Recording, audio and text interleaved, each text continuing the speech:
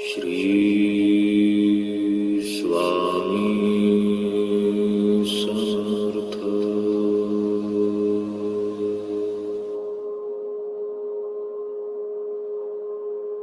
श्री स्वामी समर्थ। नमस्कार. श्री स्वामी समर्थ.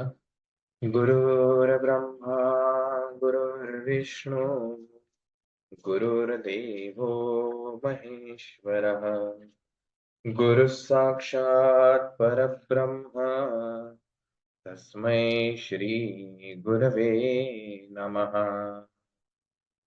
ब्रह्मानन्दं परमसुखदं केवलं ज्ञानमूर्तिम् द्वन्द्वातीतं गगनसदृशं तत्त्वमस्यादिलक्ष्यम् एकं नित्यं विमलमचलं सर्वधी साक्षिभूतं भावातीतं त्रिगुणरहितं सद्गुरुं तं नमामि.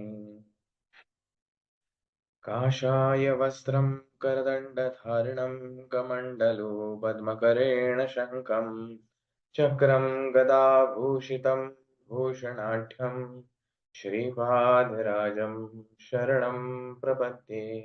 श्रीपादराजं शरणं प्रपद्ये. श्रीपादराजं शरणं प्रपद्ये. अवधूतचिन्तन श्री गुरुदेव दत्त. अनंत कोटी ब्रह्मांड नायक राजाधिराज योगीराज परब्रह्म भगवान श्री स्वामी समर्थ महाराज या मार्गाचे प्रणेते ब्रह्मीभूत परमपूज्य पिठले महाराज, दिंडोरी प्रणित मार्गाचे संस्थापक ब्रह्मीभूत परमपूज्य दादासाहेब आणि तुम्हा आम्हा सर्वांचे श्रद्धास्थान प्रातस्मरणीय परमपूज्य गुरुमाऊली यांच्या चरणी आपणा सर्व सेवेकऱ्यांच्या वतीनं त्रिवार मुजरा. उपस्थित सर्व सेवेकरी बंधू आणि भगिनींनो, आपण अश्विन शुद्ध 5 ललिता पंचमी या दिवसापासून श्री स्वामी चरित्र सारामृत विष्णू बळवंत थोरात यांनी लिहिलेल्या चरित्र ग्रंथाच्या चिंतनास किंवा मननास किंवा विचार मंथनास सुरुवात केली आहे. आज जवळपास 3 महिने पूर्ण होतील. गेल्या 11 भागांच्या माध्यमातून आपण महाराजांचं विविध माध्यमातून चरित्र समजून घेतोय, त्यांचं व्यक्तिमत्व समजून घेतोय, त्यांचा उद्देश काय आहे, हा दिंडोरी प्रणित मार्ग, त्याचे उद्देश, गुरूंची सेवा, अशा विविध गोष्टी ज्या आहेत या चिंतनिकेतून समजून घेण्याचा आपण प्रयत्न करत आहोत. 13व्या अध्यायापर्यंत आपण पोहोचलो. श्री बाळप्पा महाराजांचं दीर्घ चरित्र आपण मागच्या चिंतनिकेच्या भागात पाहिलं आणि त्यांचं कार्य पाहता, त्यांचा अधिकार पाहता आपल्याला हे निश्चित जाणवलं असेल की श्री स्वामी चरित्र सारामृत ह्या 21 अध्यायांच्या पोथीमध्ये जवळपास 10, 11, 12 आणि 13 हे 4 अध्याय हे प्रामुख्याने बाळप्पा महाराजांच्या कथेशी संबंधित आहेत किंवा त्यांच्या जीवनावरती प्रकाशित झोत टाकणारे आहेत. अध्यायातील विविध पात्र, त्या पात्रांचं महत्व ही आपण गेल्या 11 भागांच्या माध्यमातून पाहत आलेलो आहे आणि मग आपल्याला नक्कीच जाणवतं की स्वामींची सेवा आयुष्यात घडणं ही खरंच महत्भाग्याची गोष्ट आहे. नुसतं म्हणणं आणि ते जाणवणं याच्यात खूप फरक आहे. म्हणण्यासाठी ऐकीव बातम्या पण किंवा ऐकीव गोष्टींवरती विश्वास ठेवून सुद्धा आपण म्हणू शकतो की कोणीतरी एखाद्या व्यक्तीने म्हणलेलं आहे, एखाद्या अधिकारी व्यक्तीने म्हणलेलं आहे आणि म्हणून आपण म्हणतोय का तर त्या व्यक्तीवर आपला विश्वास असतो. परंतु ज्यावेळेला ते प्रत्यक्ष स्वतःच्या जीवनामध्ये आपण ती गोष्ट अनुभवतो त्यावेळेला मात्र हे नक्की जाणवतं की स्वामींची सेवा म्हणजे महत्भाग्याची गोष्ट आहे. आणि अशी ही सेवा आपण विविध माध्यमातून आजवर करत आलेले आहेत आणि उद्याही भविष्यात करत राहणार आहोत. आणि त्या स्वामी सेवेचा एक प्रमुख भाग म्हणजे श्री स्वामी चरित्र सारामृत हा ग्रंथ.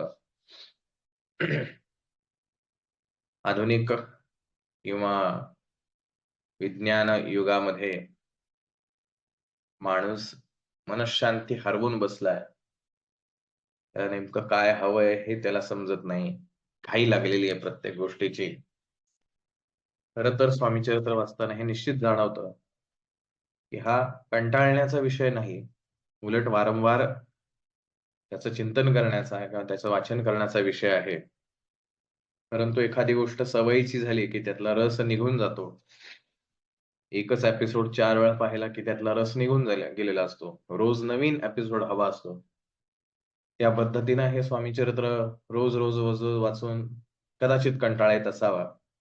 पण तरीही हे स्वामी चरित्र आपण चिंतन पाहतोय. आजच्या अध्यायाकडे जाण्यापूर्वी आपल्या सगळ्यांना एक असा प्रश्न आहे, की आपण गुरुचरित्र वाचत आहात, वाचलेलं आहे. श्रीपाद चरित्र वाचलेलं असेल, भागवत वाचलं असेल, नवनाथ वाचलं असेल. हे सारं साहित्य आहे. कोण्यातरी लेखकांनी लिहिलेल्या गोष्टी आहेत. स्वामी चरित्र ही एका ग्रंथकर्त्याने, एका लेखकाने लिहिलेली गोष्ट आहे. काही गद्य स्वरूपात आहेत, काही पद्य स्वरूपात आहेत. साधारणतः आपण असं पाहतो, की ज्यावेळेला चरित्र ग्रंथ सुरू असतो, जसं गुरुचरित्र आपण पाहिला, श्रीपाद चरित्र ग्रंथ पाहिला, तर ह्याच्यामध्ये त्या व्यक्तिमत्वाची सुरुवात झाल्यानंतर त्याच्याशी संबंधित विषय येतात आणि त्या प्रसंगानुरूप जे काही गोष्टी तिथे असतील घडलेल्या, तर त्या तिथं विशद केल्या जातात. मग हे स्वामी चरित्र जे आपण गेले 11 भागांमध्ये पाहतोय, अध्याय 13 पर्यंत आपण आलेलो आहोत. हे स्वामींचं चरित्र चालू असताना मध्येच हा 14वा अध्याय टाकण्याची का आवश्यकता भासली असावी? हा अध्याय की स्वामींची पूजा कशी करावी या संबंधित माहिती असलेला हा शेवटी टाकता आला असता का? म्हणजे 20वा अध्याय हा असता आणि 21वाचा समारोप. असा कधी प्रश्न पडलाय का तुम्हाला? आजच्या अध्यायाकडे आपण जात असताना फार सुटसुटीत अध्याय आहे. आपल्याला बऱ्यापैकी तो अध्याय समजण्यासारखा आहे. पण काही ज्या गोष्टी आहेत, ज्या आपल्याला थोडंसं त्याच्यावरती चिंतन करणं आवश्यक आहे. अध्यायाच्या सुरुवातीलाच ग्रंथकर्त्याने असं म्हटलेलं आहे, "जय जयाची करुणाघना, जय जयाची अगशमना, जय जयाची परमपावना, दीनबंधू जगद्गुरू." स्वामींचं वर्णन जे आहे, ते ग्रंथकर्ता या ठिकाणी करतो. साक्षात परब्रह्म रूप आहे, त्यामुळे करुणाघन जे आहे. आता करुणाघन याचा अर्थ त्यांचं मराठी उत्तम असेल त्यांना सहज समजेल. साधा आशय आहे, की पाऊस ज्यावेळेला पडणार असतो, त्यावेळेला ढग दाटून येतात आणि ते दाटून इतके येतात, की ज्याला आपण म्हणतो आभाळ भरून आलंय आणि मग भरून आल्यानंतर पावसाची दाट शक्यता राहते, की आता ते काही तिथं राहू शकत नाही. ते थेंब जे पाण्याचे आहेत आणि ते आपोआप पृथ्वीवरती पडतात. आपोआप म्हणजे पुढची कृती त्याच्यातनं घडते. इतकं ते दाटून येतं त्या ठिकाणी. तसं हा परब्रह्म जो आहे, हा करुणाघन आहे, की ह्याची जी करुणेचं अंतःकरण जे आहे, ते इतकं दाटून आलेलं असतं, की कधी एकदा मी माझ्या भक्तावरती ते करुणा करतोय, अशा पद्धतीचं त्याचं एक प्रेम जे आहे, हे या जीवांवरती असतं. म्हणजे आपण फक्त हाक मारण्याची काय म्हणूया, अवकाश आहे आणि ताबडतोब त्यांनी ओ द्यावी, अशा पद्धतीचं त्या परब्रह्माचं रूप आहे आणि आपल्याला सगळ्यांना ते परिचित आहे. तारक मंत्रामध्ये पण आपण स्वामींचं वर्णन तेच करतो. स्मर्तृगामी आहेत. स्मरण करता क्षणी धावून येणारे आहेत. कारण त्यांना ते आवडतं. ते उलट वाट पाहत असतात, की कधी माझा भक्त मला आवाज देतोय आणि ती आवाज देण्याची पद्धत म्हणजे प्रार्थना करणं. जय जयाजी अगशमना ह्या आपण शेवटी माणसं आहोत आणि माणसं ही कर्म करत असताना विविध पापही त्याच्याकडनं करत असतात. ह्या पापांचं शमन करणारा आणि पाप असेल तर ईश्वराचं दर्शन हे अशक्य आहे. परंतु आपल्या पापांचं शमन करून आपल्याला आपल्यावरती करुणा ही आपल्याला वाटते आणि त्या करुणेमुळं तो आपल्या पापांचंही शमन करतो. स्वामी महाराजांचं जे चरित्र आपण अभ्यासलं तर महाराजांनी मागचं कुठलंही बॅकग्राऊंड न पाहता त्याच्यावरती कृपा केलेली आहे. आपण सुद्धा त्यातलेच एक भाग आहोत. त्यामुळे असा तो परब्रह्म फार दयाळू आहे, कृपाळू आहे. अतिशय प्रेम करतो तो आपल्यावरती. आपुल्या कृपे निश्चित 13 अध्यायापर्यंत वर्णिले स्वामी चरित्रामृत आता पुढे वदवावे. आता ग्रंथकर्त्याला असा प्रश्न पडला की स्वामींचं ठीक आहे चरित्र आपण लिहितोय, पण नुसतं चरित्र लिहून उपयोग काय? आता त्यातनं प्रश्न पडणार आहे की ठीक आहे, मला चरित्र कळलं, स्वामी फार महान आहेत, प्रत्यक्ष दत्तावतारी आहेत.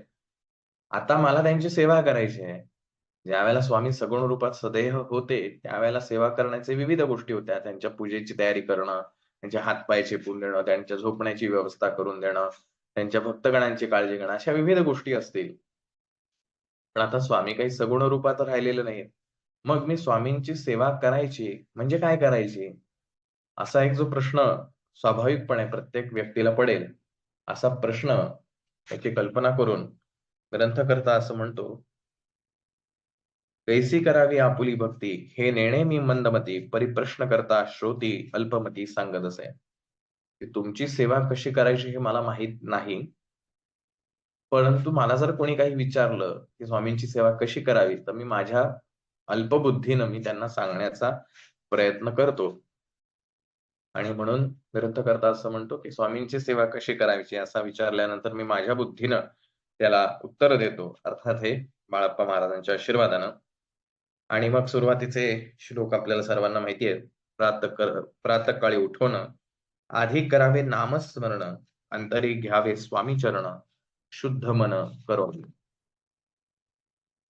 बऱ्याच जणांची ही अगदी नित्याची सवय आहे, की झोपेतनं उठल्या क्षणी आधी नमस्कार करायचा, त्या पृथ्वी मातेला, धरणी मातेला नमस्कार करायचा, मनातल्या मनात स्वामींचं स्मरण करायचं आणि मग त्यांच्या नित्यक्रमाला जायचं. परंतु ग्रंथकर्ता इथे आपल्याला काही सूचित करू पाहतोय.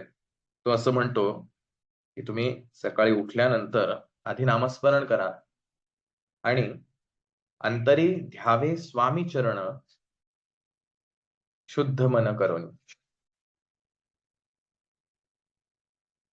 आधी झोपेतनं उठता क्षणी, कारण आपण जेव्हा झोपेत असतो त्यावेळेला आपल्याला कल्पना नसते कशाचीच. आपण वेगळ्या अवस्थेमध्ये असतो. झोपेतनं जेव्हा उठतो म्हणजे जागृत अवस्था जी आपल्याला येते, ज्याचा आपल्याला आपण अवेअर असतो, अलर्ट असतो. आपल्याला कळत असतं हे आपलं शरीर आहे, ही आपली त्वचा आहे, आपण कुठे झोपलोत, काय झोपलोत, आपलं स्वतःचं अस्तित्व काय, या सगळ्या गोष्टींची जाणीव असते. त्यावेळेला पहिला विचार जो काही मनात येणार आहे, तो श्री स्वामी समर्थ असावा. म्हणजे स्वामींचं नाम जे आहे ते पहिल्यांदा मुखात यावं. किती वाजले? मला उशीर झाला का उठायला? ह्या विचारांच्याही आधी. म्हणजे ही सवय लागायची आहे आपल्याला. ज्या क्षणी डोळे उघडतील किंवा बऱ्याच वेळेला असंही होतं, पण डोळे उघडलेले नसतात, पण आपल्याला जाग आलेली असते. आणि ही जाग जेवायला आलेली आहे, त्यावेळेलाच पहिल्यांदा श्री स्वामी समर्थ म्हणायचं आहे, की माझ्या दिवसाच्या सुरुवात जी आहे तीच स्वामींच्या नामस्मरणाने होईल. पण पुढे ग्रंथकर्ता फार सुंदर गोष्ट सांगतो. अंतरी घ्यावे स्वामी चरण पूजन करा सॉरी अंतरी घ्यावे स्वामी चरण शुद्ध मन करोनी. आता हे स्वामींचं चरण जे आहे ते अंतरात्म्यामध्ये, आपल्या हृदयामध्ये डोळे बंद करून त्याचं स्मरण करायचं आहे. शुद्ध मन करोनी. आपलं मन शुद्ध करून. कसं करता येईल शुद्ध? ऑफकोर्स पाण्याने नाही करता येणार. या इतर कुठल्याही गोष्टीने. आपल्या मनात जे जे काही नकारात्मक विचार येतात, हे सगळे विचार बाजूला काढून मग त्या मनामध्ये स्वामींच्या चरणांची अर्थात स्वामींची प्रतिष्ठापना करून तिथे आपल्याला त्या चरणांना वंदन करायचं आहे.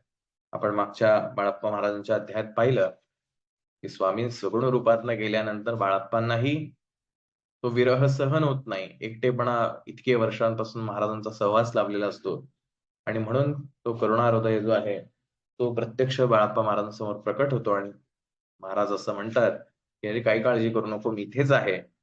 या चरणांच्या ठिकाणी, या पादुकांच्या ठिकाणी मीच आहे. तू जसं रोज माझी सेवा करायचास तशीच ह्या चरणांच्या माध्यमातून तू करावीस." आणि मग बाळप्पा महाराज थोडेसे काय म्हणूया आपण त्याला, व्यवहारात येतात. तसंच आपल्याला हे लक्षात ठेवायचं आहे, की मनात स्वामींचं नाव घ्यायचं म्हणजे मनातली जी काही नकारात्मकता असेल. आता ही नकारात्मकता म्हणजे फक्त वाईट विचारांच्यातली अशातला भाग नाही. आपण अनेक वेळेला समस्येमध्ये असतो. रोज म्हणजे एखादं संकट असतं आपल्यावरती आणि रोजच्या रोज त्या संकटाला आपल्याला सामोरं जायचं असतं. रात्री जे काही झोपतो त्या झोपताना सुद्धा तेच विचार, टेन्शन जे आहे ते मनामध्ये असतं. हे सगळं जरी असलं, तरी सकाळी ज्याला पहिल्यांदा स्वामींचं नाव घेणार आहे, त्या क्षणाला मनामध्ये शुद्ध मन करूनी, ही जी नकारात्मकता असेल, माझं संकट आहे, कसं होणार, काय होणार, आता किती दिवस अजून माझा हे सहन करावं लागणार, असे सगळे विचार बाजूला टाकून किंबहुना या सगळ्या विचारांवर स्वामींच्या चरणांची प्रतिष्ठापना करून, की माझे स्वामी आहेत, सगळं काही ठीक होणार. हा पहिला विचार मनात करून स्वामींना नतमस्तक व्हायचं आहे, मनातल्या मनात डोळे बंद करून. आपण काय होतं, स्वामींच्या केंद्रात जातो, मंदिरात जातो, दर्शन करतो, छान वाटतं. पण ज्या क्षणी दर्शन करून बाहेर येतो, पुन्हा आपल्याला आपली चिंता जी आहे, आपली समस्या जी आहे, ती त्रास द्यायला लागते. कसं होणार माझं?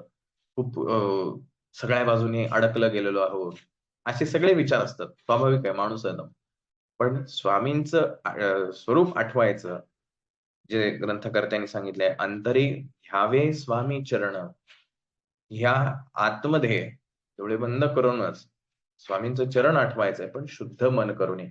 कुठलेही किंतु परंतु जे आहेत ते मनामध्ये न ठेवता येणार आहेत ते, पण तरीही प्रयासाने, प्रयत्नाने या सगळ्या विचारांना सांगायचं, माझे स्वामी आहेत.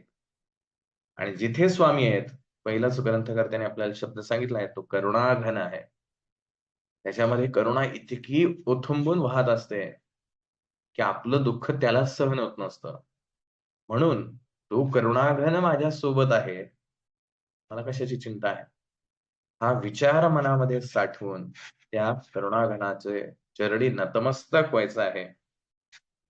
मग दैनंदिन जे उपचार आहेत, पूजेमध्ये विविध प्रकार असतात. यातली पंचोपचार पूजा, षोडशोपचार पूजा, मानस पूजा, दशोपचार पूजा, अनेक विविध प्रकार आहेत. शरीराने करायची आहे, मनाने करायची आहे, ध्यानावस्थेत करायचे आहे. असे विविध प्रकार जे आहेत पूजेचे कर्मकांडात्मक.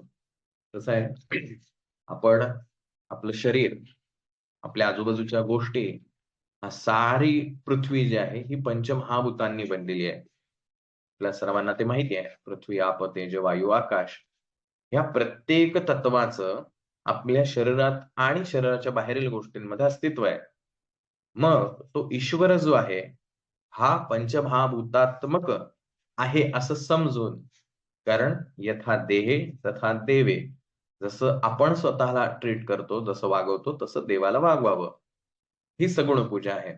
तर त्या परब्रह्माला सुद्धा या पंचभूतात्मक प्रत्येक गोष्टींनी पूजा करायची. जसं पृथ्वी तत्व आहे. पृथ्वी तत्व म्हणजे जडत्वाचं कारक आहे. एखादी वस्तू जी आहे त्याला मूर्त स्वरूप असतं. ते पृथ्वी तत्वाचं प्रतीक आहे. आपल्या शरीरामध्ये जसं आपण गणपतीची गोष्ट ऐकतो, की पार्वती मातेने आपल्या शरीराचा मळ जो आहे, त्या मळापासून ज्याची निर्मिती केली तो श्री गणेश. आणि म्हणून त्याला पार्थिव गणेश असं पूजन आपण विधी वापरतो, की जो पृथ्वी तत्वाचं प्रतीक आहे. तसं ह्या पृथ्वी तत्वाचं प्रतीक म्हणून आपण पंचोपचार पूजा करत असतो. याच्यामध्ये गंध, अक्षता, हळद-कुंकू, फुलं हे ज्या काही गोष्टी वापरतो, या जडत्वाच्या प्रतीक आहेत. त्याला काहीतरी अस्तित्व आहे. मग हे पृथ्वी तत्वाचं प्रतीक म्हणून त्या गोष्टींनी मग स्वामींना छान चंदन लावा, सुगंधित तुम्हाला जे काही त्यांना देता येईल, ज्यांनी महाराज प्रसन्न होतील, अशी जी गोष्ट आहे, ती आपण करावी. त्यानंतर दुसरं तत्व जे आहे, आपण साधारण सगळेजण शाळेत शिकलेलो असतो, की या पृथ्वीवरती पाणी जास्त आहे आणि जमीन कमी आहे. मग पृथ्वीनंतर ज्याचं अस्तित्व जास्ती प्रमाणात आहे, ते म्हणजे पाणी आहे. त्यामुळे जलतत्व जे आहे, त्या जलतत्वाच्या माध्यमातून सुद्धा स्वामींची सेवा करायची आहे आणि म्हणून आपण अभिषेक करतो. देवाला जेव्हा आपण पाण्याने स्नान घालतो, ते अभिषेकयुक्त सेवा म्हणजे त्या जलतत्वाच्या माध्यमातून ती केलेली सेवा. आता त्याच्या पलीकडे काय आहे? तर वायू आहे. पृथ्वीच्या एका विशिष्ट मर्यादेपर्यंत हे वातावरण आहे. या वातावरणामध्ये वायू आहे, हवा जी आहे, आपल्याला दिसत नसली तरी त्याचं अस्तित्व आहे आणि ह्या पाण्यापेक्षा सुद्धा जास्ती प्रकार आहे. मग आता हे वायू तत्व जे आहे, ह्या वायू तत्वांनी सुद्धा परमेश्वराची आराधना करायची आहे. आणि म्हणून षोडशोपचार पूजेमध्ये आपण स्तोत्र मंत्र म्हणत राहतो अभिषेक करताना. नुसतं पाणी नाही घालत. पाण्यासोबत वायू तत्व सुद्धा त्याच्यामध्ये घेतो. त्याच्यामध्ये स्तोत्र म्हणणं म्हणजे काय? आपला जो व्होकल कॉर्ड जी आहे, अ, स्वर यंत्र जे आहे, तिथे जी कंपनं तयार होतात त्याच्यातून स्वर किंवा अक्षर तयार होतात. तर ह्या माध्यमातून, या वायू तत्वाच्या माध्यमातून ईश्वराची आराधना करणं, हे झालं तिसरं. त्याच्यानंतर चौथं जे आहे, की जिथे वायू सुद्धा पोहोचू शकत नाही, अशा ठिकाणी जो पोहोचतो ते म्हणजे चौथं तत्व म्हणजे अग्नितत्व. सूर्याची प्रकाश किरणं आपल्या सर्वांना परिचित आहे. या लाखो किलोमीटर अंतरावरनं सुद्धा ती आपल्या पृथ्वीवरती पडतात. जिथे वायू नाहीये, तरी सुद्धा ती आपल्यापर्यंत पोहोचतात. मग हा अग्नी जो आहे तो अधिक व्यापक आहे या वायू तत्वापेक्षा आणि म्हणून आपण देवाला अगरबत्ती लावतो, दिवा लावतो, निरांजन लावतो, समई लावतो. या अग्नीच्या माध्यमातून या परमेश्वराची उपासना करत. आणि मग 5वं तत्व राहिलं, की ह्या अग्नीपेक्षा सुद्धा व्यापक, सर्वव्यापी असं काय आहे? तर ते आकाश तत्व आहे. निर्वात पोकळी जी आहे, की जी सर्वत्र भरून आहे, ते आकाश तत्व आहे. मग या आकाश तत्वाच्या माध्यमातून परमेश्वराची आराधना करायची, ज्याला आपण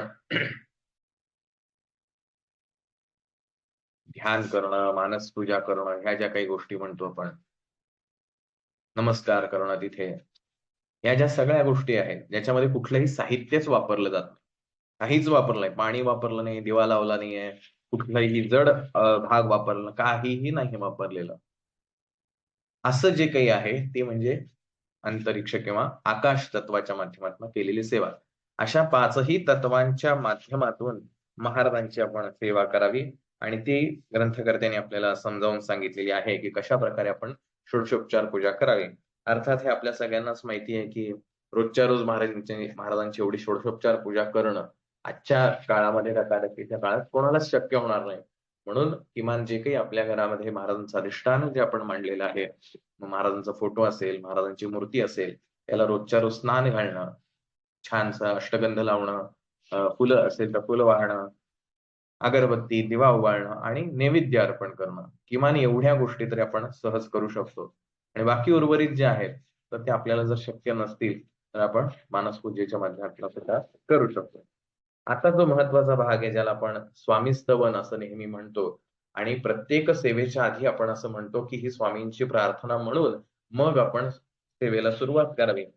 जे ह्या 14व्या अध्यायामधला भाग आहे. स्वामींची ही अशा प्रकारे षोडशोपचार पूजा केल्यानंतर काय घडतं, म्हणजे ही कल्पना आपण फक्त करा. ज्यावेळेला तुम्ही इतक्या प्रेमपूर्ण श्रद्धेने महाराजांची अशी पूजा अर्चा करणार आहात. अजानुबाहू सुहास्य वदन, काषाय वस्त्र परिधान, भव्य आणि मनोरम मूर्ती दिसे साजरी. ही स्वामींची मूर्ती जी आहे, आपण केंद्रामध्ये ज्यावेळेला अशी पूजा करतो, त्यावेळेलाही आपल्याला त्याचं रूप अनुभवता येऊ शकतं. की अजानुबाहू सुहास्य वदन. अजानुबाहू म्हणजे त्याचे जाणूपर्यंत म्हणजे गुडघ्यापर्यंत हात पोहोचतात असं व्यक्ती. महाराजांचे हात जे आहेत ते गुडघ्याच्या खाली पोहोचत होते. असं अजानबाहू रूप जे आहे, सुहास्य वदन, चेहऱ्यावरती छानसं स्मित हास्य असलेलं, कषाय वस्त्र परिधान, अंगावरती हे कषाय वस्त्र जे आहे हे परिधान केलेलं आहे. कषाय हा कलर आहे. त्या रंगाचं म्हणजे भगवं आपण आपल्या भाषेत म्हणूया. वारकऱ्यांची जी पताका असते ती कशाय रंगाची असते. तो त्या रंगाचं कापड जे आहे, आजकाल सिल्की कापड मिळतात रेशमी. ते कापड म्हणजे वारकऱ्यांची पताका नसते. आपण वारकरी संप्रदायातले आपला महाराष्ट्र असल्यामुळे आपल्या सगळ्यांना ते परिचित आहे. तर त्या रंगाचं कापड महाराजांनी परिधान केलेलं आहे. भव्य आणि मनोरम मूर्ती दिसे साजरी. आपण ही पूजा केल्यानंतर स्वामींचं असं छानसं रूप जे आहे ते आपल्या समोर उभं राहतं आणि असंच रूप समोर उभं राहिल्यानंतर हात जोडून मग करावी प्रार्थना. जय जयाची अगहरणा, परात्परा कैवल्य सदना, ब्रह्मानंदा यतिवर्या. इथून आपण स्वामी स्तवन म्हणून याचं रोज उच्चारण करतो. आता ज्यावेळेला एखादी गोष्ट रोज-रोज करायला लावतात, कुठली गोष्ट शाळेतला विद्यार्थी जेव्हा असतो त्याला शिक्षक जेव्हा सांगतात, की ही जी गोष्ट आहे कित्ता गिरवणं आपण ज्याला म्हणतो, की एखादी गोष्ट वारंवार ती लिहून काढ. तर ती अपेक्षित असते, की त्यातनं काहीतरी रिझल्ट यायला हवा. मग एखादं गणित असेल, ते एखाद्या विद्यार्थ्याला येत नसेल, तर त्याला सांगितलं तर हे 5 वेळा सोडव. म्हणजे काय तर ते त्याला गणित यायला पाहिजे. एखाद्या उच्चार जो आहे, तो योग्य पद्धतीत होत नसेल, तर त्याला आपण सांगतो वारंवार व्हायला कर. म्हणजे प्रॅक्टिस मेक्स मॅन परफेक्ट. वारंवार ते केल्यामुळं तो माणूस त्याच्यामध्ये पारंगत होईल. मग जर आपल्याला हे स्वामी स्तवन जे आहे 22 श्लोकांचं किंवा 22 ओव्यांचं, हे आपल्याला वारंवार म्हणायला लावतायत, याचा अर्थ आपल्याला कशात तरी पारंगत व्हायचंय, हे तितकंच खरं आहे. म्हणजे स्वामींना प्रसन्न करायचं असं म्हणून मी स्वामी स्तवन म्हणत असेल, तर मग आपण पहिल्या श्लोकामध्ये पाहिलं, की जय जयाजी करुणाघना, जय जयाजी अघशमना, जय जयाजी परमपावना, दीनबंधो जगद्गुरू. स्वामींचं रूपच आहे तसं, की जे ऑलरेडी प्रसन्न आहेत. इव्हन आधीची आपण आता जी पूजा केली त्याच्यातही म्हटलेलं आहे, की स्वामींची ही पूजा झाल्यानंतर महाराज कसे दिसतायत? भव्य आणि मनोरम सुहास्य वदन आहे. स्मितहास्य करतायत. सो महाराज प्रसन्नच आहेत. प्रसन्न आपल्याला करायचंय. कारण आपण प्रसन्न नाही आहोत. आपल्या मनामध्ये चिंता आहे, आपल्या मनात काळजी आहे, आपल्या मनात वर्तमान काळाची, भूतकाळाची, भविष्यकाळाची कशाची तरी चिंता आहे आणि त्या चिंतेतून बाहेर पडून आपण प्रसन्न झालो, तरच महाराजांशी आपण प्रसन्न वदनाने बोलू शकतो.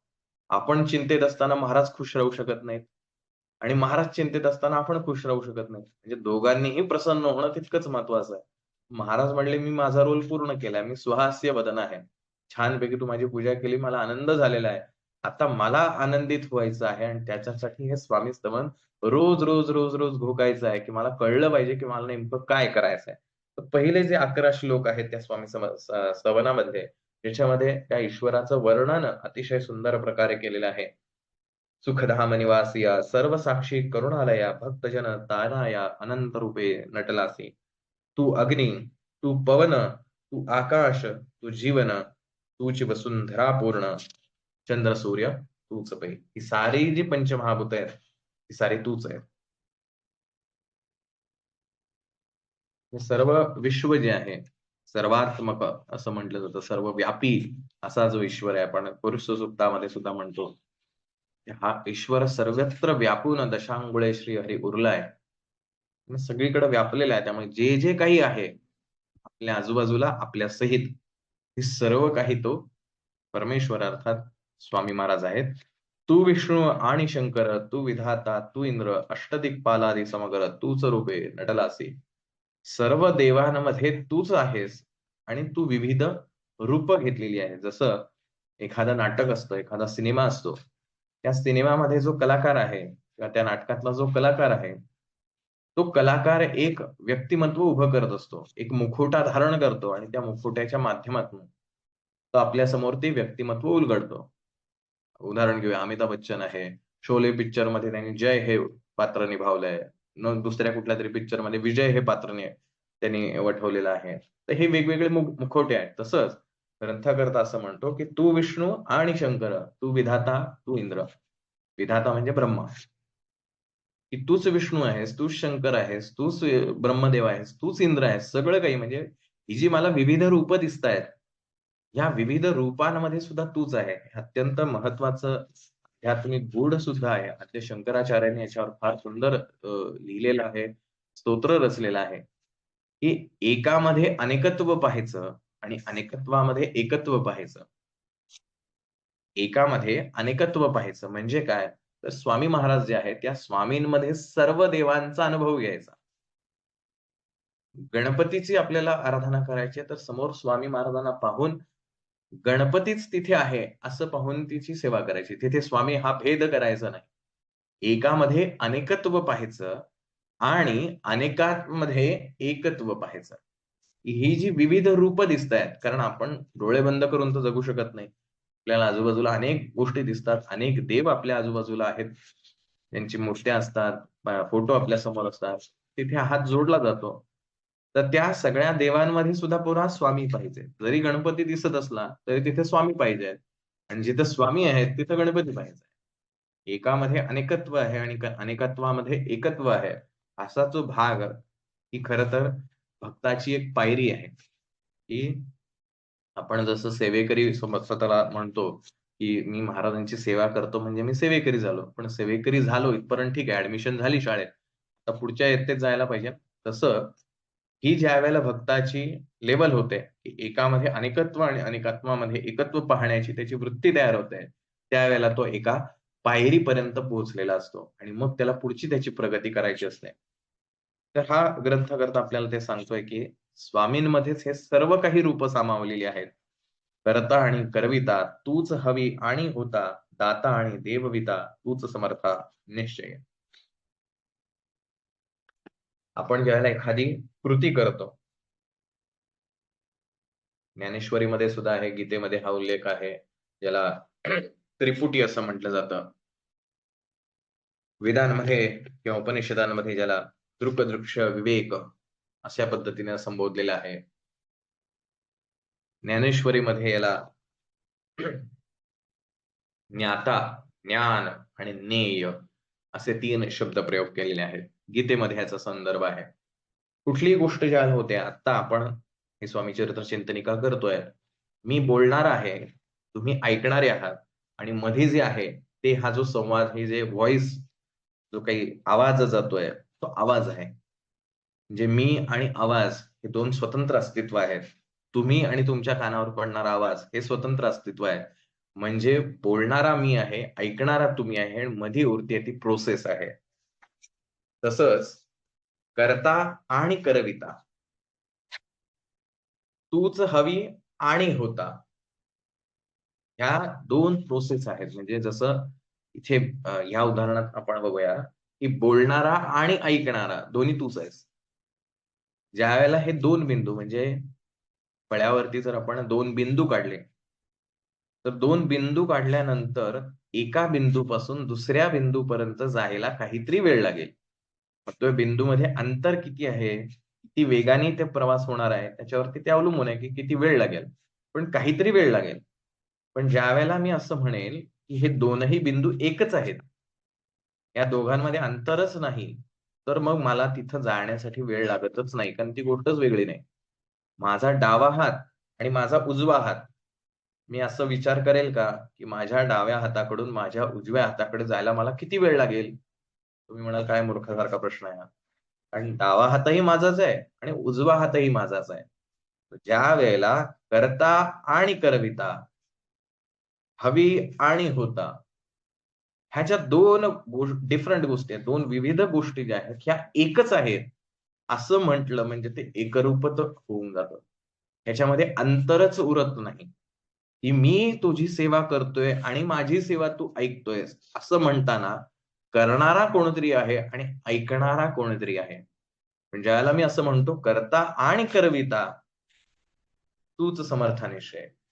मी काहीच करत नाही, करणारा सुद्धा तूच आहे आणि ती ऐकणारी जी सेवा मी करतोय, गुरुचरित्र वाचतोय, स्वामीचरित्र वाचतोय, हा वाचणारा सुद्धा तूच आहेस आणि ऐकणारा सुद्धा तूच आहेस. ज्यावेळेला हे दोघांमधला भेद संपतो, त्यावेळेला जे उरतं ते शाश्वत असतं. दाता आणि देवविता. मी एखादं दान करतो. सेवेचं दान, पाण्याचं दान, पैशाचं दान, अन्नाचं दान, कितीतरी दान आपल्याला माहिती आहेत. दाता आणि देवविता. जे दाता म्हणजे देणार आहे आणि देवविता कोणीतरी द्यायला लावणार आहे. आता कोण द्यायला लावतं? समोर भिकारी असेल तर आपण त्याला पैसे द्यायला देऊ. म्हणजे तो भिकारी जो आहे तो आपल्याला प्रवृत्त करतो, की तू काहीतरी दे. एखाद्या मंदिराचं बांधकाम चालू आहे, तर ते बांधकाम आपल्याला प्रवृत्त करतं, की आपण इथे दान करावं आणि मग तिथे आपण देणगी देतो. ही गोष्ट काहीतरी आहे आणि त्याच्यासाठी आपण ती कृती करतोय. सो दाता आणि देवविता दोन्ही तूच आहे. मी तुला दक्षिणा दिली असं म्हणताना दाता मी झालो आणि देवविता कोण झाला? तो समोर असलेला देव. कारण त्याला आम्ही दक्षिणा दिली आहे ना. तो आहे म्हणून मी दक्षिणा दिली. तुमच्या समोर जर स्वामींची मूर्तीच नाही ठेवली आणि तुम्हाला म्हणलं, की इथे ठेवा दक्षिणा. तुम्ही म्हणाल, "अरे कुठे ठेवायची दक्षिणा?" ते काहीतरी तर निमित्त हवं. तर तो देवविता जो आहे तो सुद्धा तूच आहे. त्यामुळे मी देतोय अशी माझ्या मनातली भावनाच उरत नाही. कोण मी देणारा? दाता तूच आहे आणि देवविता सुद्धा तूच आहेस. मग उरतं काय? ती प्रोसेस फक्त. देण्याची प्रोसेस, जी काही असेल ती. मध्ये जे उरतं. म्हणजे मी बोलतोय, तुम्ही ऐकतोय आणि आवाजाचं इथून तिथून काय म्हणूया, माझ्या इथून तुमच्यापर्यंत तो आवाज पोहोचतोय, ही जी प्रक्रिया घडतेय.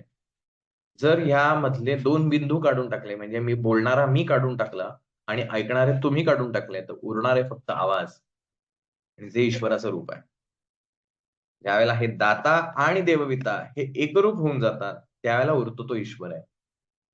जेव्हा कर्ता आणि करविता ह्यातला भेद संपतो, त्यावेळेला उरतो तो ईश्वर आहे. ज्ञाता आणि ज्ञान पुढे आहे ते. अशा प्रकारे हे भेद जो आहे माझ्यामधला आणि स्वामींमधला, हा भेदही निघून जावा अशा स्वरूपाने हा अ, वाक्य आहे, की कर्ता आणि करविता या 2 गोष्टी आहेत. कर्ता आणि करविता. कर्ता, करविता. तर त्या आणीला मराठी व्याकरणामध्ये उभयान्वयी अव्यय म्हणतात, की 2 गोष्टींना जोडणारं. मी आणि माझा मित्र असं जेव्हा म्हणतो त्याला माझा मित्र आणि मी अशा 2 वेगवेगळ्या व्यक्ती आहेत. तसं कर्ता आणि करविता ह्या 2 कृती आहेत. या 2 काय म्हणूया त्याला बिंदू आहेत. हवी आणि होता, दाता आणि देवविता सर्व काही आहे. तूच आहेस. जंगम आणि स्थिर तूच व्यापिले समग्र. तुझ लागी आदिमध्याग्र कोठे नसे पाहता. ईश्वराचं सर्व व्यापकत्व जे आहे ते या ठिकाणी ग्रंथकर्ता विशद करतो. वेदांचा ही तर्क चांचरे, शास्त्रांतेही नावरे, विष्णू शंकर एकच रे, कुंठित झाले सर्वही. ईश्वराचं वर्णन करणं हे अशक्य आहे, कारण तो शब्दांच्या पलीकडचा आहे. म्हणून शब्दाला खंड ब्रह्म असं म्हटलं जातं, की ते जसं मितीमध्ये रेषा आणि रेषाखंड हा जो भाग असतो. रेषाखंड म्हणजे मर्यादित आहे आणि रेषा म्हणजे जी अमर्याद आहे. त्याला अंतच नाहीये. ती रेषा आणि रेषाखंड म्हणजे ज्याचे 2 बिंदू हे मर्यादित आहेत. तसं ईश्वर जो आहे, हा परब्रह्म आहे किंवा पूर्ण ब्रह्म आहे. पण स्वामींचं वर्णन करताना म्हणतो, पूर्ण ब्रह्म श्री स्वामी समर्थ.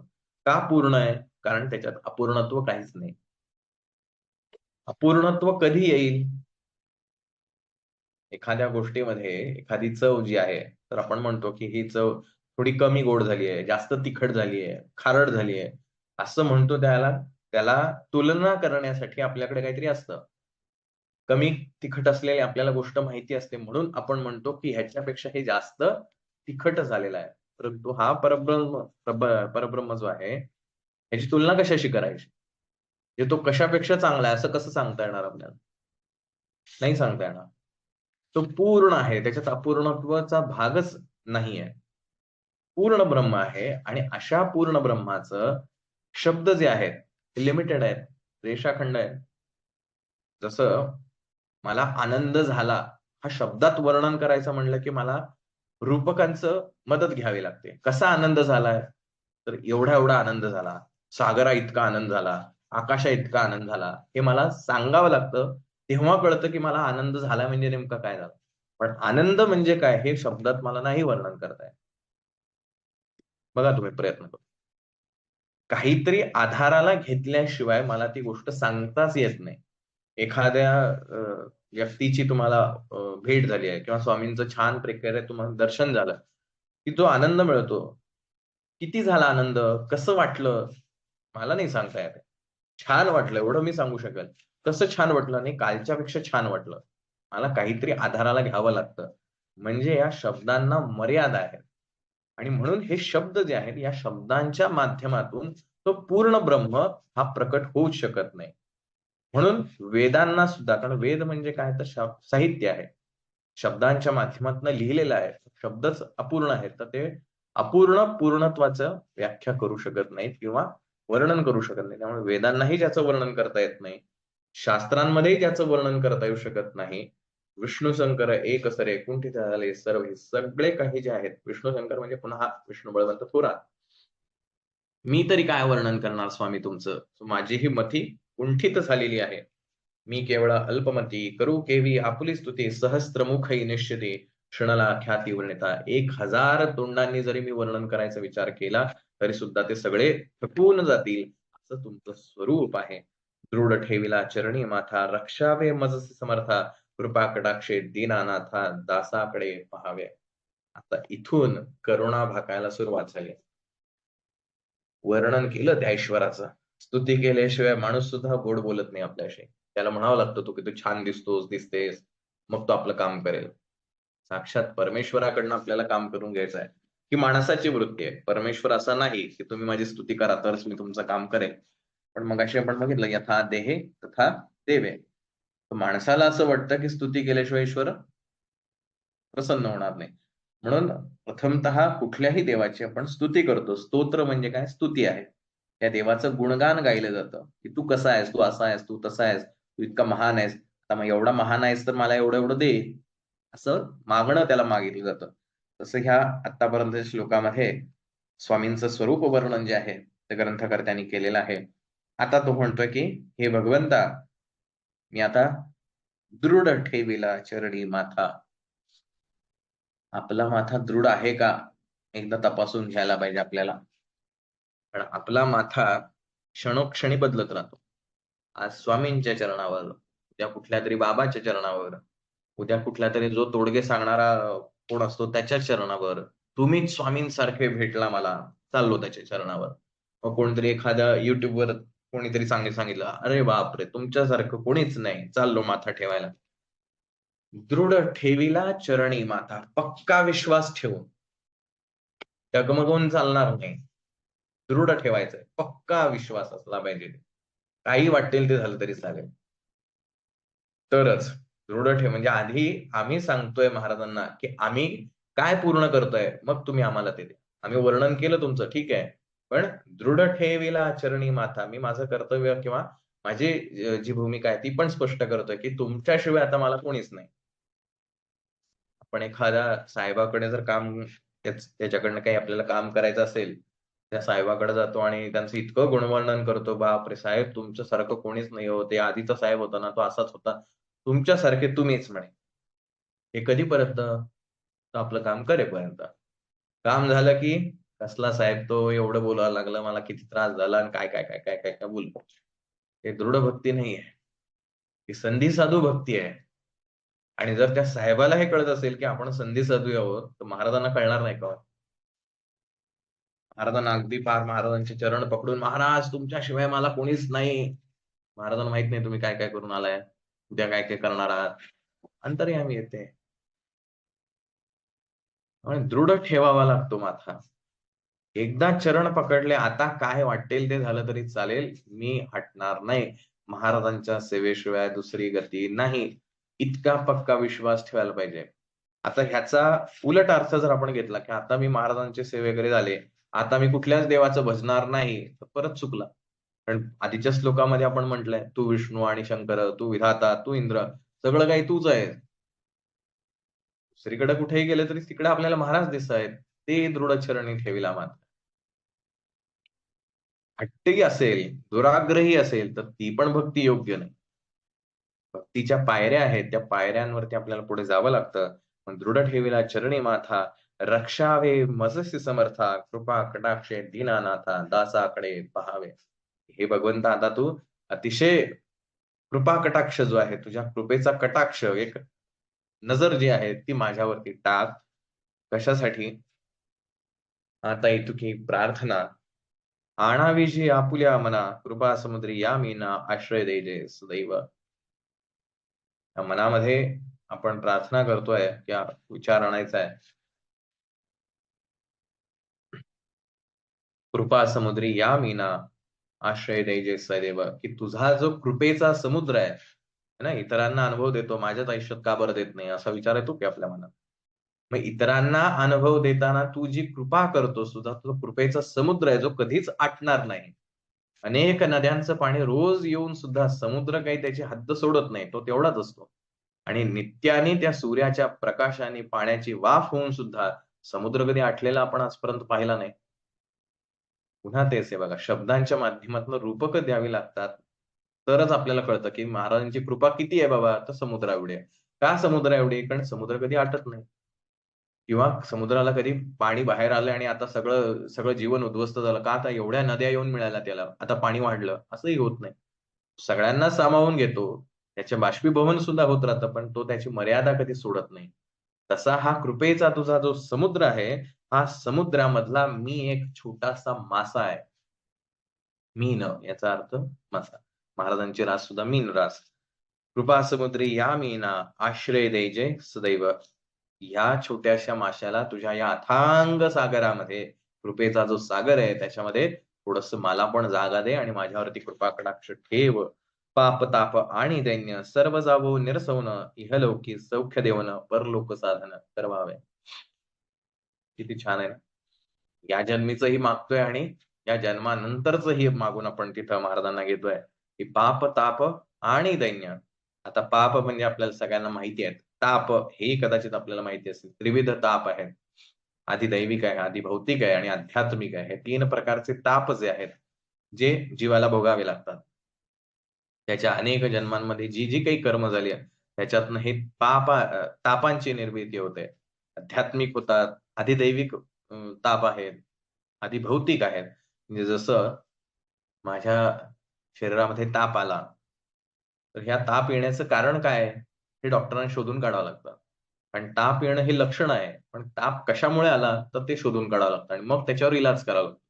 ताप आला म्हणून नुसताच इलाज करून चालत नाही. त्या तापाचं कारण शोधावं लागतं.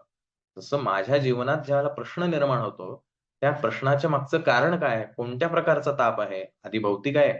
आध्यात्मिक आहे? अधिभौतिक आहे? अधिदैविक आहे?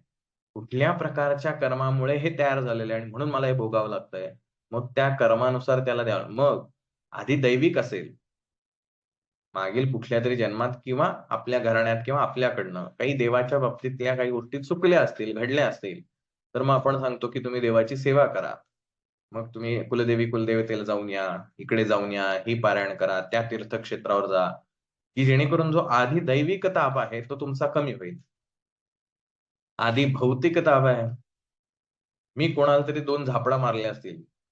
त्याची शिक्षा तर मला मिळणारच. कारण नसताना मी विनाकारण त्याला दुखावलेलं आहे. त्याला मी 2 फटके मारलेत. आता हा आधी भौतिक त्राप झालेला आहे. मग त्या बदल्यात मला 2 फटके कुठून तरी मिळणार आहेत. प्रत्यक्ष 2 फटके असतील किंवा 2-4 दिवस आजारपण असेल. का तर ते आधी भौतिक होतं. मी ते 2 मारलेले फटके जे आहेत त्याच्यामुळे हे निर्माण झालेलं आहे. त्याला काय करावं लागेल? त्याला आधी भौतिकच उपाय करावा लागेल. दैविक उपाय करून चालत नाही. आणि तिसरा जो आहे आध्यात्मिक ताप. आध्यात्मिक प्रमाद जे घडतात, आध्यात्मिक चुका ज्या घडतात, गुन्हे जे घडतात, जसं त्या पौंड्रिक राजाला झालं होतं, की तो स्वतःलाच वासुदेव समजायला लागला होता. त्या पद्धतीनं वागायला लागला. समाजामध्ये मीच वासुदेव आहे. हा जो कृष्ण नावाचा जो वासुदेव आहे, खोटा आहे. असं त्याने भासवायला सुरुवात केली. त्याच्यातून आध्यात्मिक प्रमाद घडला आणि नंतर त्याला जे काही मिळायचं ते मिळालं शिक्षा. भगवान विष्णू यांच्या दरबारातले जे जयवीरू आहेत, 2 त्यांचे सुरक्षा रक्षक म्हणूया, द्वारपाल म्हणूया, यांच्याकडनं जे प्रमाद घडले, त्या प्रमादाखातर त्यांना पृथ्वीवरती अवतार घ्यावा लागला किंवा भोग भोगण्यासाठी जन्माला यावं लागलं आणि त्यांना मुक्ती देण्यासाठी भगवंताला यावं लागलं. रामाचा अवतार तेवढ्यासाठी होता, कृष्णाचा अवतार होता त्यासाठी. हिरण्यकशिपू आहे. हे सगळ्यांना ते सगळे त्या आध्यात्मिक शापामुळे ऋषीमुनींचा ताप जो आहे, तो ताप सहन झाला. गुरुचरित्रात आपण अंबरीष राजाची गोष्ट वाचतो. आध्यात्मिक प्रमाद घडतात. या आध्यात्मिक प्रमादाला काय उत्तर आहे? भगवंताला शरण जाणं. भगवंतच ह्याच्यावरती उपाय करू शकतो. दुसरा तिसरा उपाय नाही. मग तुम्ही कितीही देवादेवाचं स्तोत्र मंत्र केले, आणखीन काय केले तरी त्याला होऊ शकत नाही. हा भगवंताची कृपा हीच महत्वाची असते. मग अशा वेळेला तुम्ही दानधर्म करा. अनेक गोष्टी की बाबा देवा आता ठीक आहे चूक झाली आहे माझ्याकडनं, पण त्याच्यासाठी प्रायश्चित्त म्हणून ह्या गोष्टी करतोय. मी स्वतःला त्रास करून घेतोय. कारण माझ्या खिशातले 100 मधले ₹10 मला दुसऱ्याला द्यायचे. माझं मन जळत असतं ₹10 द्यावे लागतात म्हणून. पण द्यायचे असतात कारण ते 90चा लाभ घेता यायला पाहिजे. नाहीतर 100 ही जातात आणि ₹100 कर्जही करून बसतो. हा जो प्रमाद आहे, हे त्रिविध ताप आहे.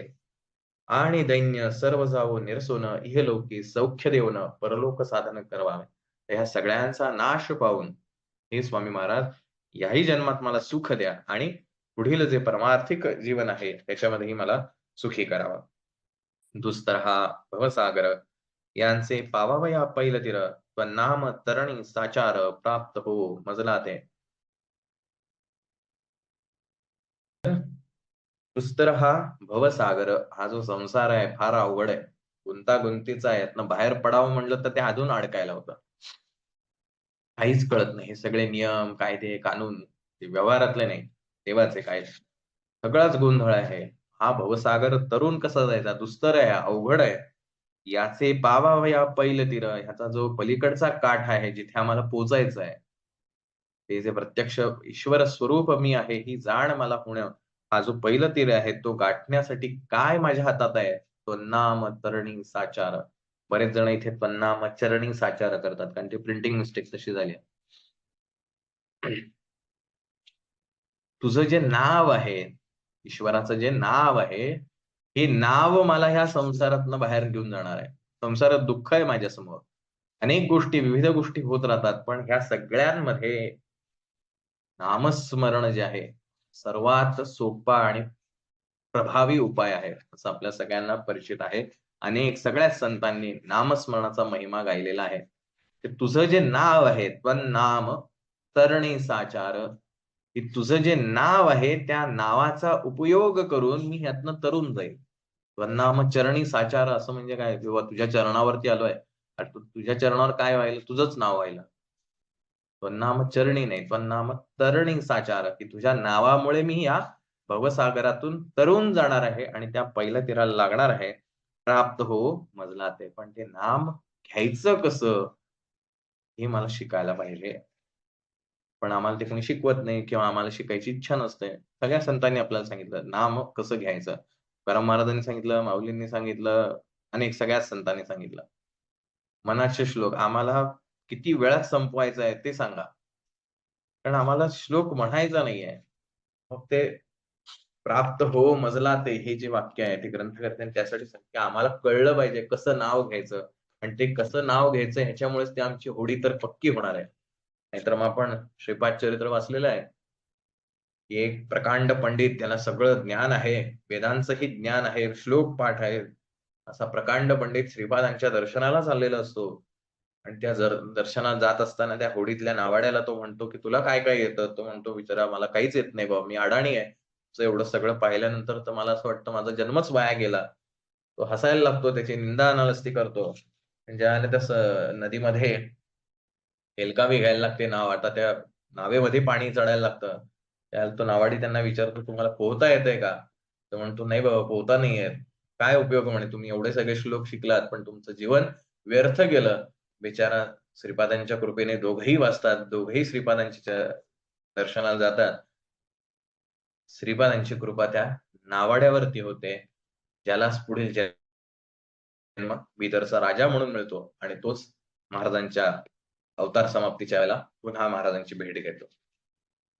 त्यामुळे फक्त प्रकांडपणे शाब्दिक ज्ञानापेक्षा भक्ती अधिक श्रेष्ठ आहे. मग ते नाम नुसतंच तोंडातून येऊन उपयोग नाही.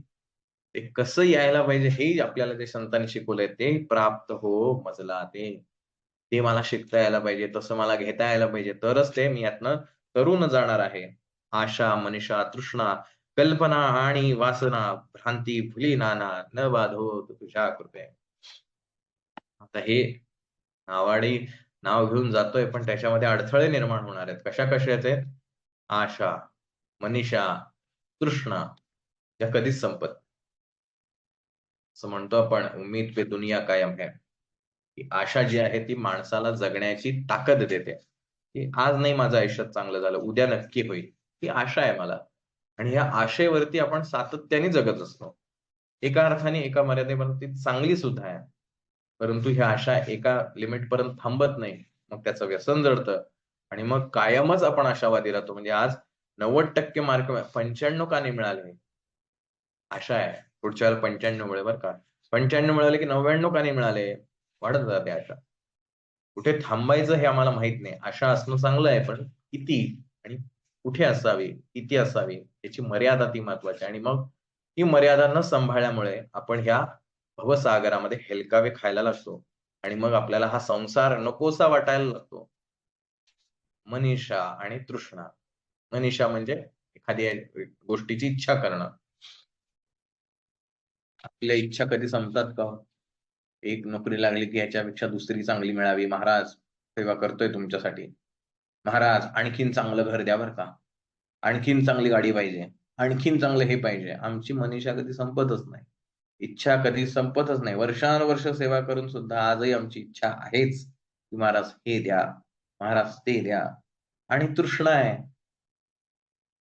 इतकी तहान लागलेली आहे आपल्याला कशाची? आपले प्रश्न सोडवण्याची. आपल्या आयुष्यात सुख पाहिजे याच्यासाठी. आणि ते सुखाची तहान इतकी लागलेली आहे, की आपण नेमकं काय मागतोय हेच आपल्याला कळत नाही. त्या भवसागरातनं पार व्हायचे अशी इच्छा ठेवून आपली नाव आपण त्या नदीमध्ये किंवा समुद्रात टाकलेली आहे. पण हा भवसागर मला खातोय, म्हणून मी महाराजांचं नाव घेतोय. पण इच्छा महाराजांकडे ह्या भवसागरातल्याच करतोय. बघा तुम्ही तुमच्या जीवनात अनुभवून, ज्या गोष्टींनी तुम्हाला आनंद होतो, त्याच गोष्टीने नंतर भविष्यात दुःख होतं. जो मुलगा जन्माला आला किंवा मुलगी जन्माला आली म्हणून आनंद व्यक्त करतो, तोच मुलगा, तीच मुलगी कधीतरी भविष्यामध्ये आपल्याला वारंवार तिच्यामुळेच दुःख असतं. मग पालक येतात विचारायला, की आमच्या मुलाचं असं काय? तीच गोष्ट दुःखदायक आहे. जे गोड आज छान वाटतंय खायला, तेच नंतर डायबिटीज झालं, की तेच त्रासाचं होऊन जातं. जे सुख आहे तिथंच दुःख आहे. पण सुखाची तृष्णा काही आमची संपायला तयार नाही. त्यामुळे दुःख कधी आपल्या आयुष्यातलं संपणार नाही. कल्पना आणि वासना, कल्पनेचं तर बोलूच नका. कुठे-कुठे आणि किती कल्पना लढवतो आपल्यालाही माहिती आहे. 24 तास आपलं मन कल्पनेमध्येच असतं. बरं जागृत अवस्थेत कल्पनेत आहे ठीक आहे. ज्यावेळेला स्वप्नावस्थेमध्ये जातं त्यावेळेला तर त्याच्या कल्पनेंना बहर येतो. कुठे-कुठे पोहोचलेलो असतो आपण. काय-काय उपभोगलेलं असतं. आणि हे मन या कल्पनेच्या आहारी पूर्ण गेलेलं असतं. कल्पना आणि वासना. वासना शब्द आपल्याला सगळ्यांना परिचित आहेच. भ्रांती भुली नाना. फसवण्यासाठी अनेक माझ्या समोर मार्ग आहेत. सगळ्या मार्गांपासून न बाधोत तुझ्या कृपेने. तर म्हणतो आपण महाराजांना, पण वागण्यामध्ये, कृतीमध्ये मात्र आपल्या तसं आहे का? हे आपलं आत्मचिंतन आपण करावं. किती वर्णू आपले गुण, द्यावे मज सुख साधन, अज्ञान तिमिर निरसोन, ज्ञानार्थ तरी प्रगटोपै. स्वामी महाराज, तुमचे वर्णन करताना मी थकणार आहे. हजार मला तोंड दिली तरी मी थकणार आहे. किती वर्णू आपले गुण, द्यावे मज सुख साधन. असं एक साधन, असं एक टूल मला तुम्ही द्या, की ज्याच्यामुळे मला कायमस्वरूपीचं सुख मिळेल. जसं आपण मगाशी बघितलं, की आपल्या सुखाच्या ज्या अपेक्षा आहेत, त्याच आपल्या दुःखाची कारणं सुद्धा तिथंच आहेत. आपण ज्याला एक गोष्ट मागतो, त्याला तेच गोष्ट नंतर दुःखाचंही कारण होतं. गुरुचरित्रातल्या किंवा मार्कंडेय ऋषींची जी गोष्ट आपल्या सगळ्यांना परिचित आहे, की मार्कंडेय ऋषींच्या आई-वडिलांना अनेक वर्ष झालेलं असतं, संतान नसतं, वय वाढत असतं. त्यामुळे ते चिंतेत असतात, की आपल्या राज्याला वारसच नाही. आणि मग ऋषींच्या सांगण्यावरनं ते पूजा उपासना करतात आणि ईश्वर प्रसन्न होतो आणि तो म्हणतो, "मी तुम्हाला संतान प्राप्ती होईल." तोच पुत्र जन्माला आल्यानंतर कळतं, की हा 8व्या वर्षी मरणार आहे. त्याच पुत्राचं दुःखही वाटायला लागतं. जिथं सुख आहे, तिथंच दुःख आहे. आपल्या प्रत्येकाच्या जीवनात तेच आहे. मग मला असं एखादं साधन द्या, की जे साधन सुखाचं आगार असेल.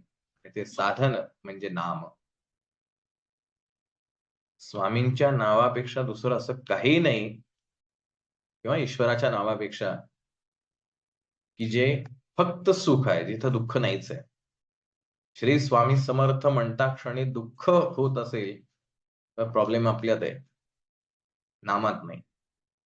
आणि जरी दुःखाने आलं, तरीही ते नाम आपल्याला सुखच प्रदान करणार आहे. आणि ते सुखाचा आगार आहे.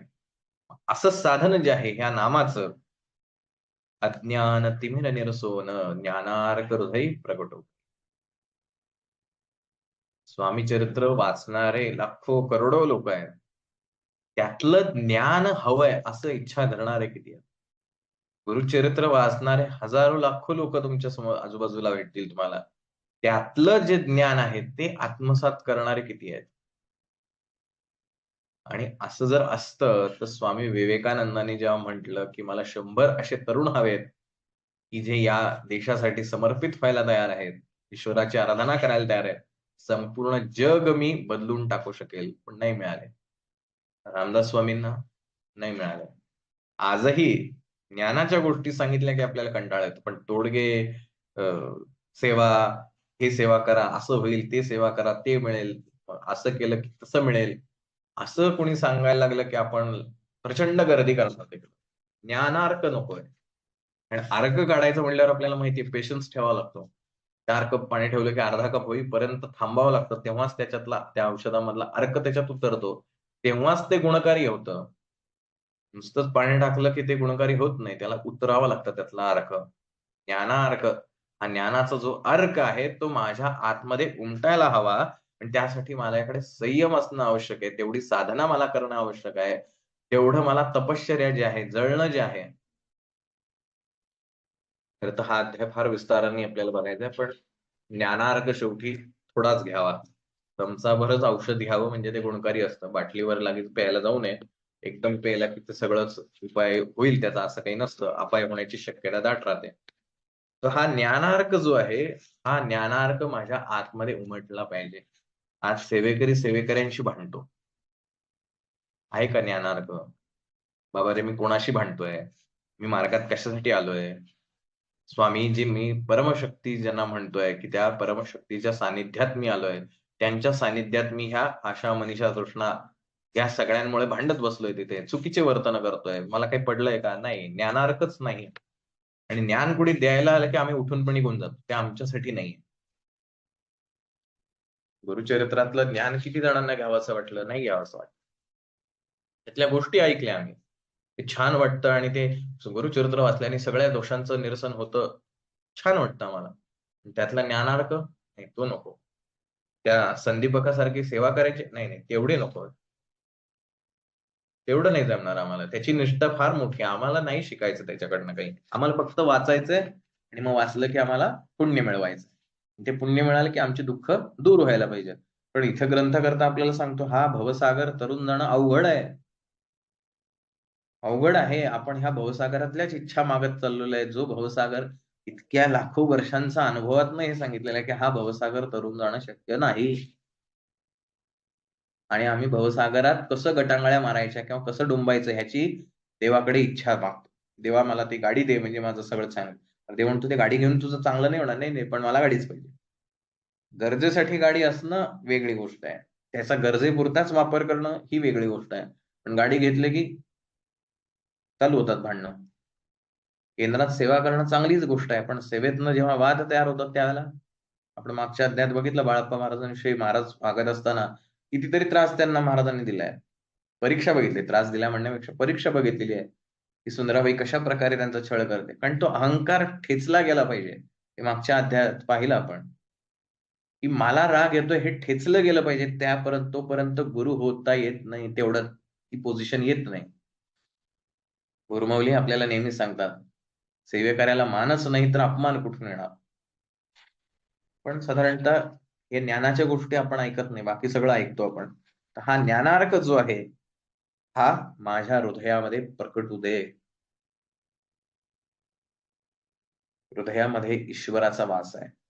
हृदयामध्ये प्रेम आहे. हृदयामध्ये भावना आहेत आणि या भावनेमध्ये हा ज्ञानार्क. अदरवाईज ग्रंथकर्त्याला काय चांगला शिकलेला आहे, 4थी पास आहे त्यावेळेचा. त्याला हे माहीत नसेल का, की मेमरी जी असते, आपण जे सगळं वाचतो, ऐकतो, हे सगळं बुद्धीमध्ये म्हणजे मेंदूमध्ये स्टोअर होतं. त्याला माहीत नसेल का? नाही. जाणीवपूर्वक लिहिलेलं आहे. हृदयी प्रकटो पै. पण ह्या हृदयामध्ये भाव आहे. आणि हा भाव ज्यावेळेला ह्या ज्ञानाने येणार आहे, ज्याला ज्ञानोत्तर भक्ती असं सुद्धा भगवंतांनी म्हटलेलं आहे गीतेमध्ये. नुसती भक्ती चांगलीच आहे, पण ती ज्ञानोत्तर असेल तर ती मला अधिक प्रिय आहे. की तू काय करतोयस हे जाणून जर तू करत असेल तर ती जास्ती मला प्रिय आहे. नुसतंच कोणीतरी सांगितलंय आणि म्हणून मी करतोय ती पण भक्ती प्रियच आहे. पण जर तेव्हा अर्जुन विचारतो, की "देवा तुला नेमका कोण प्रिय आहे?" त्याला भगवंत म्हणतो, "हा ज्ञानोत्तर भक्त जो आहे तो मला प्रिय." भागवतात वर्णन केलेलं आहे. असं जाणून, समजून घेऊन ती गोष्ट करणारा महाराजांना प्रिय आहे. म्हणून हे जे ज्ञानार्क आहे हा हृदयामध्ये प्रकट हो. आणि ह्या हृदयामध्ये प्रकटल्यानंतर जो भाव निर्माण होणार आहे, तो भाव माझा ज्ञानोत्तर असेल. ज्ञानाने निर्माण झालेला असेल. शांती मनी सदा वसो, वृथा अभिमान नसो, सदा समाधान वसो, तुझ्या कृपेने अंतरी.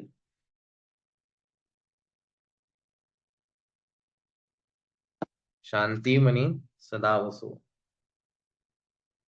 आपण एक वाक्य नेहमी उच्चारतो किंवा ऐकत असतो. माझ्या जीवाला नुसता घोर लागलाय. शांतता म्हणून अशी काही नाही. सकाळी उठल्यापासून रात्री झोपेपर्यंत ह्या चक्रामध्ये असे काही अडकले, घोर हा लागणारच. ही शांतता जी आहे, शांतता म्हणजे निवांत बसणं हा भाग नाही. जसं निवांत बसल्यानंतर थकून भागून जेव्हा निवांत बसतो त्याला जे सुख मिळतं, भले ते क्षणाचं असेल, पण ते नक्कीच आरामदायी असतं, प्रेरणादायी असतं आणि नवीन ऊर्जा निर्माण करणारं असतं. थोडा वेळ आराम केला की नवीन काम करायला उत्साह येतो. तसंच ही मनातली जी शांतता आहे ती अधिक महत्वाची आहे. आपलं चित्त स्थिरच होत नाही. दत्त महाराजांच्या आरतीमध्ये आपण महाराजांना विनंती करतो, शमवी मम चित्ता, की माझ्या मनात जे सगळं विचारांचं काहूर आहे हे सगळं थंडावलं पाहिजे, खाली बसलं पाहिजे ते वावटळ. तेव्हा कुठे मला स्पष्टपणे तुम्ही दिसायला लागाल. पण आज काय झालंय, माझे विचार, मला हव्या असलेल्या गोष्टी, मला नको असलेल्या गोष्टी, राग, प्रेम, द्वेष, ह्या सगळ्यांची इतकी काही सरमिसळ झालेली आहे. खरंच तुम्हीच दिसत नाही मला. आणि हे वावटळ इतकं प्रचंड आहे, की मला ते समोरचं काहीच दिसत नाही. धुकं पडलं, की आपल्याला समोरचं दिसत नाही. तसं झालंय. माझं मन अशांत आहे. शांती मनी सदा वसो. तात्पुरती नाही म्हणलेली. महाराज काय हवंय आम्हाला? ही शांतता मनात हवी आहे. पण ही शांतता कधी मिळेल? ज्यावेळेला आशा, मनीषा, तृष्णा, कल्पना आणि वासना ह्या सगळ्या स्थिरावतील. हे जे वावटळ आहे हे थांबेल. पण पुण्य लागलेलं आहे आम्हाला. पुण्य हवंय, पुण्य हवंय, पुण्य हवंय. काय? तृष्णा. सतत, सातत्याने आम्हाला तृष्णा लागलेली आहे. एवढं करा, एवढं पुण्य. तेवढं करा, तेवढं पुण्य. एकदा दर्शन घ्या, 4 वेळा पुण्य. अजून 2दा घ्या, 8 वेळा पुण्य. पुण्याच्याच मागे लागले. तृष्णा आमची थांबतच नाही. आणि मग ही तृष्णा इतकी भयावह होऊन जाते, त्या भस्मासुराच्या राक्षसासारखी, ती आपल्यालाच खाऊन टाकायला लागते. सुरुवात चांगल्यासाठीच झाली होती, पण आता ती आपल्यालाच गिळायला लागलेली आहे. आणि आपण ह्या चक्रामध्ये अडकत चाललेलो आहोत. ₹10 श्रीयंत्र सुद्धा आम्हाला ती लक्ष्मीच प्रदान करणार आहे आणि हजारो लाखो रुपयांचा श्रीयंत्र सुद्धा लक्ष्मीच प्राप्त करणार आहे. पण ह्याच्यापेक्षा ते चांगलंय, मग मी कर्ज काढून का होईना ते घेईन. माऊली आपल्याला नेहमी सांगतात, ऋण काढून सण साजरा करायचं नाही. आपली जेवढी क्षमता तेवढं करा. देव भोळा भाबडा आहे. त्याला तुम्ही जेवढी कराल तेवढी सेवा खूप छान आहे. आणखीन काहीतरी केलं खूप म्हणजे ते याज्ञिके आम्ही बरेच वर्ष करतो, करत आहे. एक गंमतच आहे. एकदा एका गुरुजींना विचारलं, "ने एखादा यज्ञ आपण ज्याला करतो, तो यज्ञ लोकांना कधी भावेल?" ते म्हणे, "काही नाही, लोकांना भावण्याचा वगैरे विचार करायचा नाही. आपण काय करायचं, लाकडं भरपूर टाकायची. मोठा होम दिसला पाहिजे, म्हणजे लोकांना वाटतं काहीतरी मोठं झालं." प्रत्यक्षात गोष्टी तेवढ्याच करायच्या असतात. लाकडं जास्ती टाकायची, दिसायला भव्य दिसलं पाहिजे, मग आम्ही तृप्त होतो. एक फुल वाहिल्यानेही देव तितकाच प्रसन्न होतो, पण आम्हाला फुलांचा ढिगारा व्हायला, की आम्हाला वाटतं, की देव वाह! मस्त पूजा झाली बरं का. क्वांटिटीवर आमची म्हणजे त्या किती प्रमाणात, त्या प्रमाणावरती आम्ही ठरवतो, की पूजा चांगली झाली आहे की नाही. आपल्या भावाला काडीची किंमत नाही. एखादा गरीब फाटक्या कपड्यांमध्ये जर केंद्रात आला, तर आपण म्हणू, "हट बाजूला हो. तुला सेवा करण्याचा अधिकार नाही." का? आणि त्या फाटक्या कपड्यांवरून आम्ही ठरवतो, की याला अधिकार नाही. छान दिसला एखादा सुटाबुटात आला, छान मस्त जरीची साडी नेसून आलेली स्त्री असेल, बापरे! पहिला तुमचा मान. मोठी व्यक्ती दिसतीये. कपड्यांवरून आम्ही ठरवतोय, की ती व्यक्तीची सेवा मोठी आहे की छोटी आहे.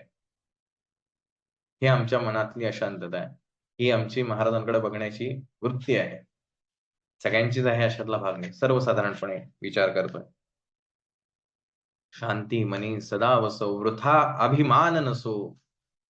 वृथा फुकटचा अभिमान काही उपयोग नाही. निष्फळ आहे तो. अभिमान जो आहे, कशाचा अभिमान असावा? आम्ही स्वामींचे सेवेकरी आहोत. अभिमान असतो की चांगलाच आहे. पण वृथा अभिमान, मी स्वामींचा सेवेकरी, मी आता कुठे जात नाही. हा वृथा अभिमान आहे. म्हणजे तुला स्वामीच कळले नाही. म्हणजे तुझे स्वामी एका रूपापुरते मर्यादित आहे असं तूच लोकांना सांगतोय. वेगळं तुला सांगायची गरजच नाही, की अहो आमचे स्वामी म्हणजे अनंत कोटी ब्रह्मांड नाही. तू म्हणतोयस, वागतोस कसा? माझे स्वामी म्हणजे एवढीच मूर्ती जी दिसते ना, ते म्हणजे माझे स्वामी. ह्याच्या पलीकडे माझे स्वामी कुठेही नाहीत. केंद्रामध्ये एखादं आरती चालू आहे आणि एखादं लहान बाळ रडायला लागलं, की अशा काही नजरेने लोकं त्या त्या बाळाच्या आईकडे पाहतात, की तुम्हाला एवढं कळत नाही का? आरती चालू आहे आणि ते बाळ रडतंय कसं? पण त्या बाळामध्ये स्वामींना पाहण्याची वृत्ती आमच्या मनात काही निर्माण होत नाही.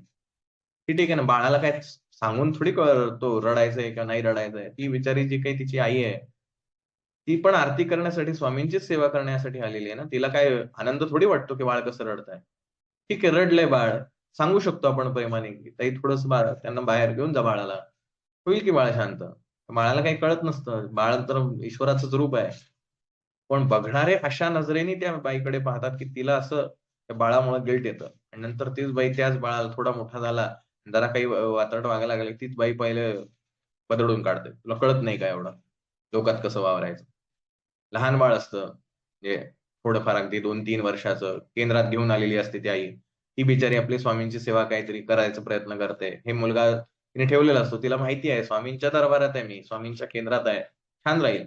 तो बिचारा खेळत असतो. खेळता-खेळता काही पडलं, त्याच्याकडनं काही पडलं. लगेच काही त्याला असं बोलतात आणि त्याच्या आईला असं बोलतात, की बापरे! खरंच हे कोणी मुद्दामून करत असेल तर तुम्ही म्हणजे असं वागणं हे स्वाभाविक आहे. पण 2 आणि 3 वर्षाचं बाळ मुद्दामून करेल असं काही शक्यता अजिबात नाही. एवढा अजून भयानक आत्म्याने प्रवेश करायचा आहे, की जो लहान वयामध्ये इतक्या बाळाकडनं चुकीच्या गोष्टी करून घेईल. आपल्यातली ही वृत्ती जी आहे ती बदलणं आवश्यक आहे.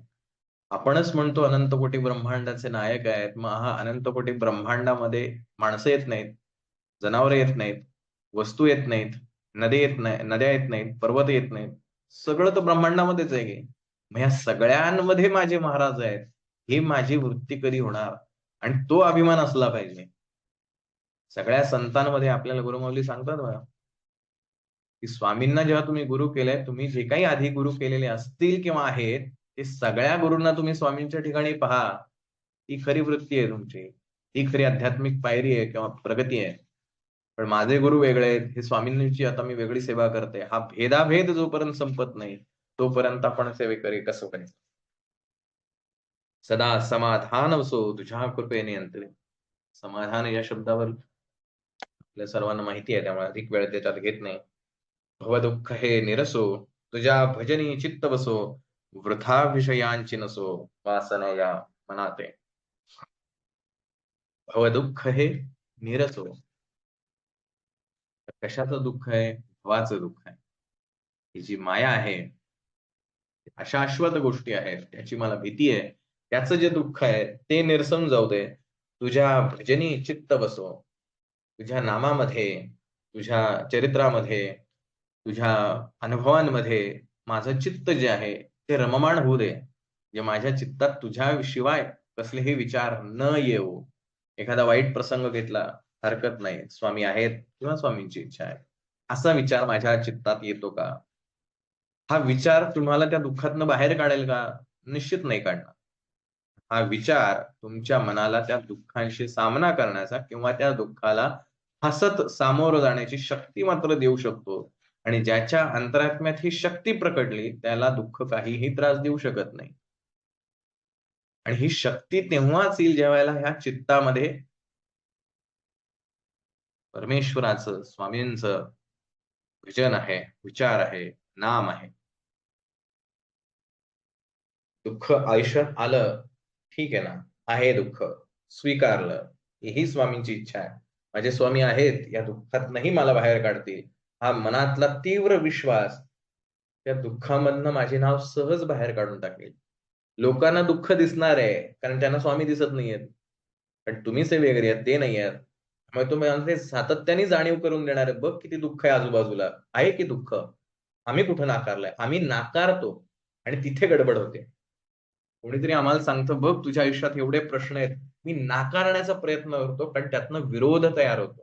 की तो म्हणतोय तुझ्या आयुष्यात प्रश्न आहे. मी त्याला म्हणतो, "नाही, नाही प्रश्नच नाही. माझे स्वामी आहेत. प्रश्नच नाहीत माझे स्वामी." ह्यातनं काय होतं, जेव्हा तो समोरचा व्यक्ती किंवा ती समोरची आजूबाजूची माणसं जेव्हा जास्ती हवी होतात आपल्या विचारांवर, त्यावेळेला आपली श्रद्धा जी आहे ती डगमगायला लागते. किती दिवस झाले मी झगडतोय या प्रश्नांपासून. लोकं खरं म्हणतायत बरं का तुझ्या आयुष्यात प्रश्न आहे. मी उगाच म्हणत होते स्वामी आहेत. काहीच नाही. स्वामी एवढी सेवा केली, एवढी पारायण केली, एवढ्या ठिकाणी दान धर्म केला, तुमच्या सेवेला असं केलं आणि तसं केलं. काहीच उपयोग